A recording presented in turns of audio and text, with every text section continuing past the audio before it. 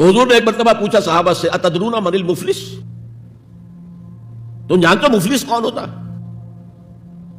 صحابہ نے جواب دیا المفلس عندنا من لا درہم لہ ولا دینارا، حضور ہم اس شخص کو مفلس سمجھتے ہیں جس کے پاس درہم و دینار نہیں ہے۔ ہم کہیں گے روپیہ پیسہ نہیں ہے، فرمایا نہیں، میری امت کا مفلس وہ ہوگا جو بہت سی نمازیں لے کر آئے گا، بہت سے روزے لے کر آئے گا، بہت سے حج لے کر آئے گا، بہت سے عمرے لے کر آئے گا، لیکن اس کے ساتھ ہی قد شتم ھذا، فلاں شخص کو گالی دی تھی، واکل مال ھذا، فلاں شخص کا مال کھا لیا تھا، فلاں شخص پر تہمت لگائی تھی۔ اب وہ سارے دعوے دار آ جائیں گے اللہ اس نے میرے ساتھ یہ کیا، ٹھیک ہے بھائی اس کی نمازیں تم لے جاؤ، اور تو کچھ ہے نہیں، کوئی کرنسی تو ہے نہیں وہاں، نہ ڈالر ہے نہ یورو ہے، کچھ بھی نہیں،